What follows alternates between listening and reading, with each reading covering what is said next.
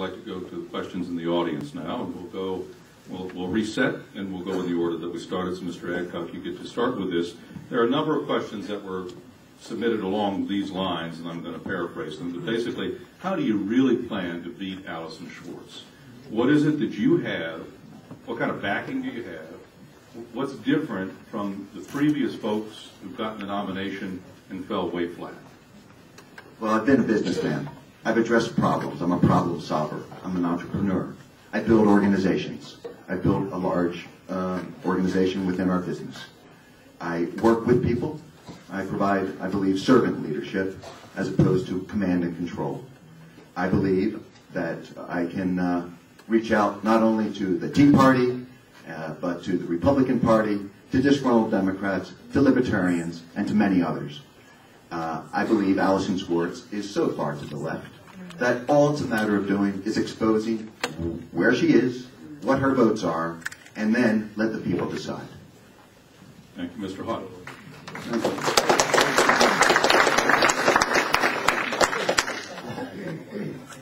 How am I going to beat Allyson Schwartz?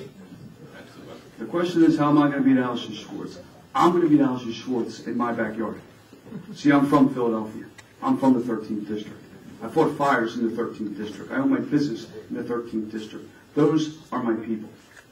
This race, Montgomery County is the strongest part of this district for Republicans. We need to support the Republicans. We need to switch the Democrats. We need to pull the Democrats out of Philadelphia to vote for a Republican. You got to think to yourself on election day, when you go into the booth, what you're here tonight, he's a friend of mine. He's a good man. We have the same opinions on many, many issues.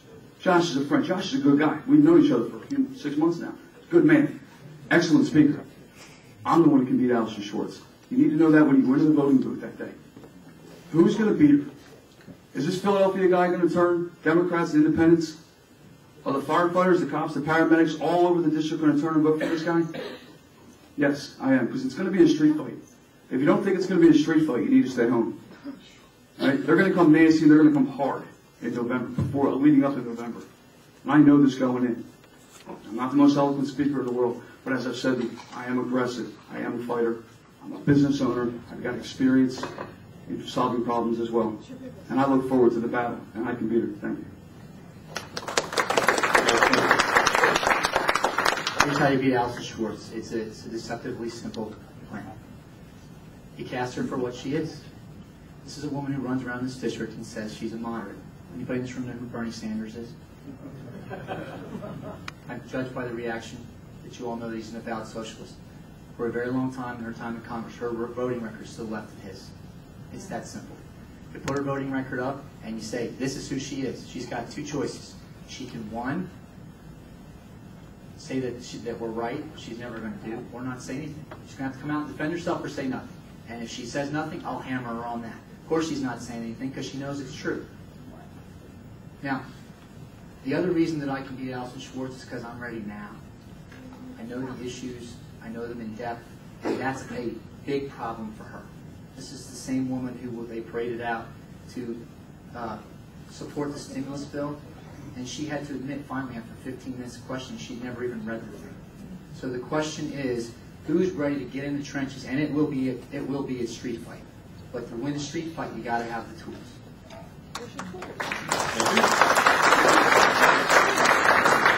Next question, we'll begin this with Mr. Houghton.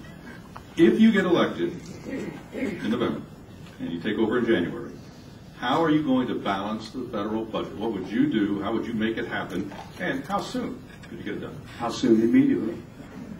I would bring some. How would you do it? I would start working immediately. Obviously, we need to stop this insane spending. Can everybody agree on that? This spending is off the charts. It has to stop. You got to bring in common sense. We got to start creating jobs. Not when Nancy Pelosi swore everybody in the last Congress and she said jobs, jobs, jobs. I remember looking at the television thinking, okay, now create the jobs. The stimulus package did not create jobs. They're not creating jobs. Small businesses create 60 to 70% of the jobs in this country. We have to start taking care of our small businesses. We have to assist them. We have to foster them with tax cuts.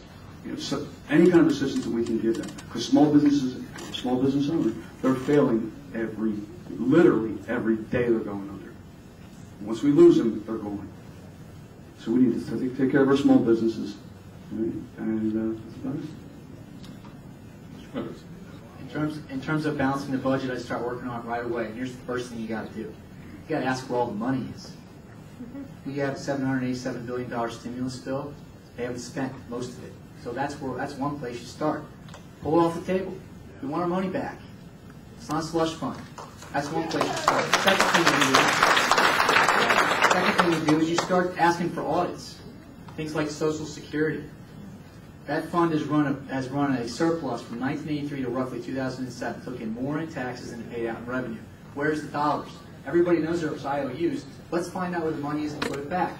We've got $550 billion of fraud and waste in Medicare. The federal government's not doing anything to track that.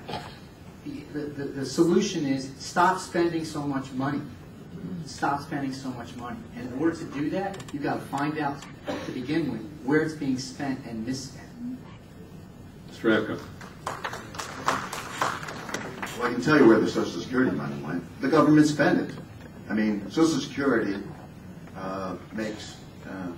is such a Ponzi scheme, it makes Bernie Madoff look like a piker. Where do we save money? How do we do this? Here's, in my hand, we've got $227 billion by making Medicaid into block grants, $20 billion in agricultural subsidies, $5 billion in ethanol subsidies.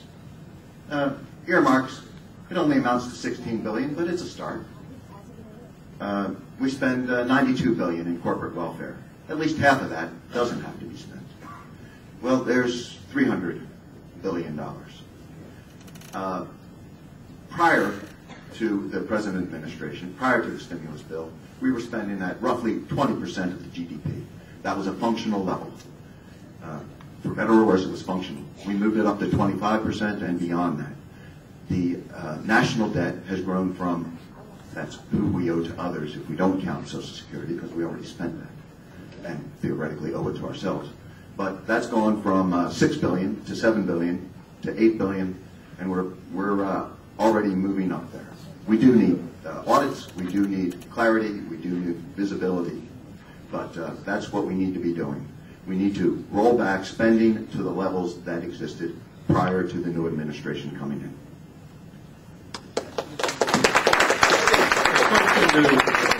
All of you, you're all basically saying, a couple of you more than others, but you're all basically saying that